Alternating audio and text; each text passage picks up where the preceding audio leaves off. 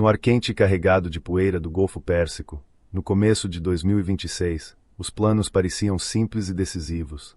Donald Trump, de volta ao comando, via no Irã o último grande obstáculo a uma ordem regional favorável aos interesses americanos e israelenses. As operações aéreas conjuntas, batizadas com nomes que evocavam força épica, varreram o céu com precisão cirúrgica. Lideranças caíram, instalações foram reduzidas a escombros, e parte da marinha iraniana virou ferro velho no fundo das águas. Parecia o fim de uma era de ameaças persistentes. Mas o regime não desmoronou. Em vez disso, reagiu com uma tenacidade que transformou o que deveria ser um golpe rápido em um conflito prolongado, cheio de custos imprevisíveis e lições amargas sobre os limites do poder, mesmo quando esmagador. 2 pronunciamentos capturam o espírito dividido desse momento. Ebrahim Zolfakhari, porta-voz militar iraniano, dirigiu-se diretamente ao adversário em inglês, com um tom que misturava provocação e cálculo frio. Rei Trump, you are fired, disse ele, ecoando o estilo do próprio presidente americano. Não era apenas teatro. Era uma mensagem para o público interno dos Estados Unidos, explorando divisões políticas e pintando o conflito como uma aventura desnecessária que drenava recursos e vidas. Do outro lado, Benjamin Netanyahu celebrou o resgate ousado de um piloto americano derrubado sobre território iraniano. Parabéns, presidente Trump. Todos os israelenses se alegram com o incrível resgate de um corajoso piloto americano pelos destemidos guerreiros da América. As palavras invocavam coragem compartilhada e o princípio de que ninguém fica para trás. 2 narrativas opostas, cada uma moldando percepções e justificando posições em uma guerra que já escapava dos roteiros iniciais. Para entender como a administração Trump se viu nessa posição desconfortável, é preciso olhar para o Irã não como um alvo abstrato, mas como um país de carne, osso, montanhas e história. Este não é um estado frágil e centralizado como o Iraque de décadas atrás, onde uma invasão rápida podia alcançar a capital em semanas. O Irã se estende por vastidões áridas, cadeias montanhosas como os Zagros que servem de muralhas naturais, desertos que engolem exércitos e uma geografia que favorece a defesa assimétrica. Suas forças, divididas entre o exército regular e a guarda revolucionária, contam com centenas de milhares de homens, muitos deles endurecidos por anos de sanções, conflitos regionais e uma doutrina que prioriza a resiliência sobre a confrontação direta. A Marinha, embora modesta em navios grandes, domina táticas de lanchas rápidas, minas e mísseis antinavio. A Força Aérea, limitada em aviões modernos, integra-se a uma rede densa de defesas terrestres. Especialistas em armamentos há muito alertavam que subestimar esses elementos levaria a surpresas. As primeiras semanas de bombardeios foram, à primeira vista, impressionantes. Centenas de sorties destruíram lançadores visíveis, quartéis generais e infraestruturas-chave. Figuras importantes do regime foram eliminadas, criando vácuos que pareciam fatais. No entanto, as estruturas internas iranianas, forjadas em décadas de isolamento e desconfiança, permitiram substituições rápidas. Novos comandantes surgiram, muitos mais radicais, dispostos a prolongar a luta como questão de sobrevivência existencial. O regime não desabou porque sua resiliência não depende apenas de uma cúpula, mas de uma rede paralela de poder que absorve perdas e se adapta. Ataques aéreos decapitam lideranças, mas não destroem a vontade coletiva pintada como resistência contra invasores externos. Trump enviou reforços de fuzileiros navais para a região, sinalizando que operações terrestres limitadas poderiam vir a seguir. A ideia era pressionar até o ponto de ruptura. Mas o terreno impõe limites brutais. Invadir o Irã exigiria centenas de milhares de tropas, linhas de suprimento expostas através do Golfo e enfrentamento com forças terrestres que, apesar de danos, permanecem numerosas e motivadas por defesa do solo pátrio. Simulações militares anteriores já indicavam que tal empreitada seria custosa em vidas, recursos e tempo, lembrando ocupações prolongadas que sangraram superpotências no passado. O poder aéreo domina o céu, mas o solo iraniano, com suas cavernas, túneis e populações que cerram fileiras contra estrangeiros, engole ambições de controle rápido. Enquanto isso, o Estreito de Hormuz se transformou na faca mais afiada no pescoço da coalizão.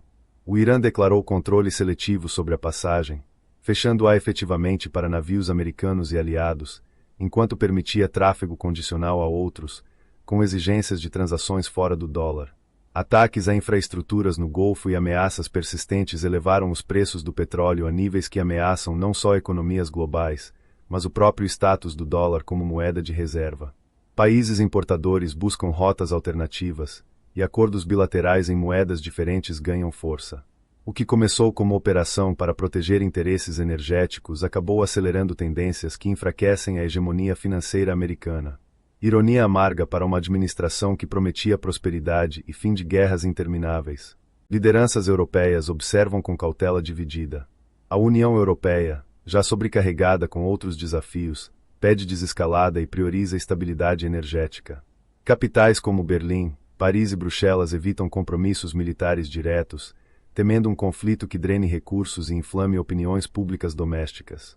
A China condena os ataques como violação de soberania, reforça laços com Teherã e Moscou, e vê oportunidade em um mundo onde a atenção americana se distrai. A Rússia, pragmaticamente, beneficia-se da alta nos preços de energia e da divisão ocidental. Think tanks e analistas de política externa, de diferentes espectros, veem aqui um dilema clássico. Cada movimento ofensivo gera contramovimentos que ampliam o caos. No campo militar, as capacidades iranianas revelaram adaptações que surpreenderam muitos. Apesar de perdas na superfície, estoques subterrâneos de mísseis e drones permitiram retaliações constantes contra bases americanas, Israel e aliados do Golfo. A Marinha da Guarda Revolucionária usa táticas assimétricas que transformam o estreito em um ambiente hostil, onde cada interceptação custa caro ao atacante.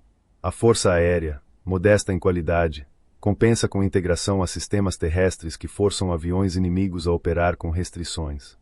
Analistas técnicos há muito apontam o desequilíbrio econômico. Drones baratos contra interceptadores caros criam um atrito insustentável para o lado com superioridade tecnológica. Imagine o dia a dia de um soldado americano ou israelense no Golfo. Calor sufocante, alertas constantes de drones baratos que saturam radares, e a sensação de que cada vitória tática não altera o quadro estratégico maior.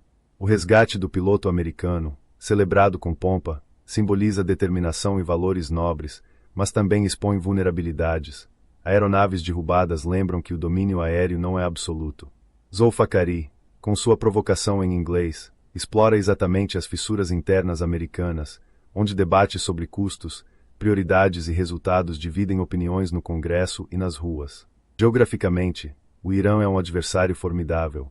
As montanhas criam barreiras naturais ideais para emboscadas e bases escondidas. O deserto central permite mobilidade a forças irregulares, enquanto as planícies costeiras concentram defesas densas. A população, diversa e com descontentamentos internos, tende a unir-se contra ameaças externas, como a história persa demonstrou em séculos de invasões.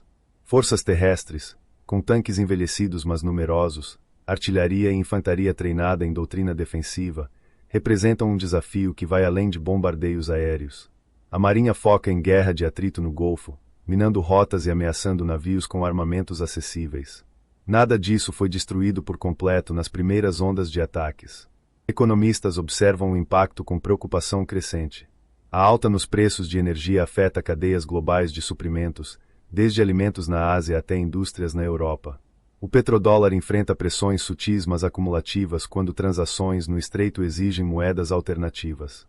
China e Rússia ganham fôlego indireto, acelerando movimentos de multipolaridade. Na Europa, debates internos questionam o alinhamento automático com Washington, priorizando interesses energéticos domésticos.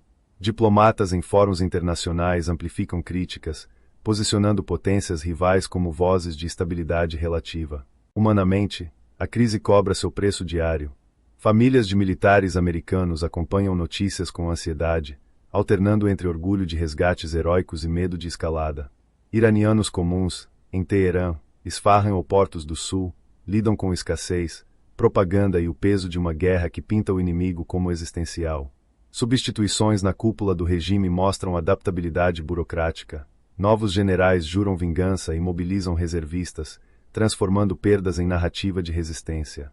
Soldados no terreno enfrentam tédio entremeado de picos de adrenalina, questionando o propósito quando vitórias parciais não trazem fim à vista. O sarcasmo surge inevitável ao observar promessas iniciais de choque e pavor rápido contra a realidade de um conflito que se arrasta. Uma administração que jurava evitar guerras sem fim encontrou-se em uma que, sem vitória decisiva, ameaça consumir recursos e prestígio. Marco Rubio e Pete Hegseth defendem linha dura, argumentando que recuar seria fraqueza imperdoável. Mas relatórios internos e análises independentes sugerem dúvidas sobre timelines e objetivos claros. Desembarques anfíbios, mesmo limitados a ilhas ou portos como Karg, arriscam tornar-se armadilhas expostas a fogos cruzados de milícias e forças regulares. A geografia e as capacidades iranianas transformam o que parecia cirurgia em operação prolongada e sangrenta. John Mearsheimer e Jeffrey Sachs, entre outros observadores de longa data, destacam o erro de cálculo fundamental: subestimar a vontade de sobrevivência de um Estado determinado, mesmo enfraquecido. O Irã não busca vitória convencional, mas prolongamento que torne qualquer ocupação proibitivamente cara. Economistas como Sachs alertam para o enfraquecimento do império ao distrair de prioridades maiores, como a competição com a China.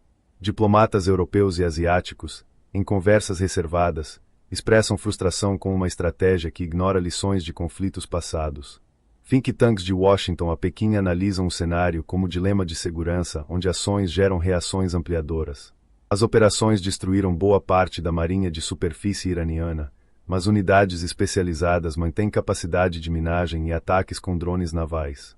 O estreito, com sua largura estreita em pontos críticos, favorece defensores. Navios americanos, por mais avançados, operam em ambiente saturado de ameaças baratas.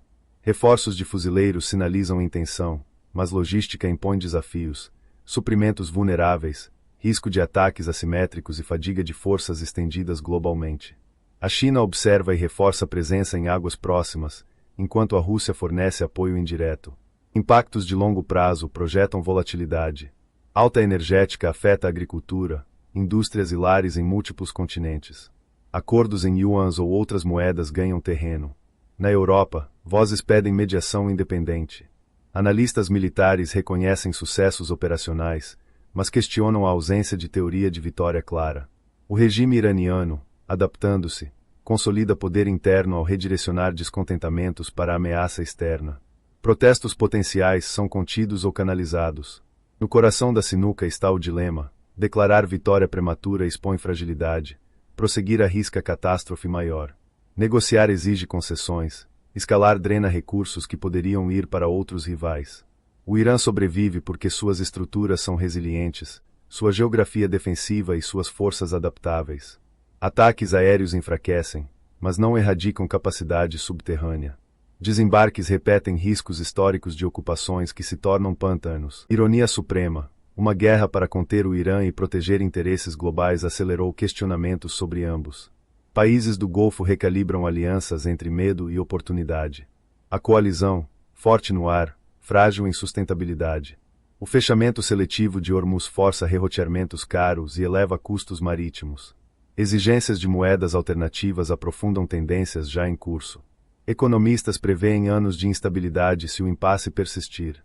Pilotos resgatados em operações ousadas simbolizam bravura, mas também riscos diários. Civis iranianos enfrentam escassez e incerteza.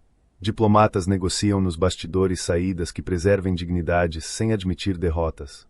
O realismo cru emerge. Estados buscam segurança em mundo anárquico, onde geografia, capacidades e narrativas pesam mais que intenções declaradas.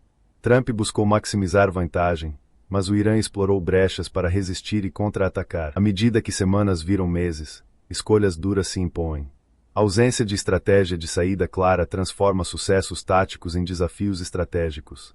O regime não sucumbe facilmente porque sua resiliência vai além de lideranças individuais. A sinuca define o momento, lembrando que no tabuleiro geopolítico, peões posicionados podem complicar movimentos de rainhas. O Oriente Médio, mais uma vez, impõe humildade aos poderosos, ensinando que poder militar esmagador não substitui compreensão profunda do adversário, do terreno e das consequências imprevisíveis.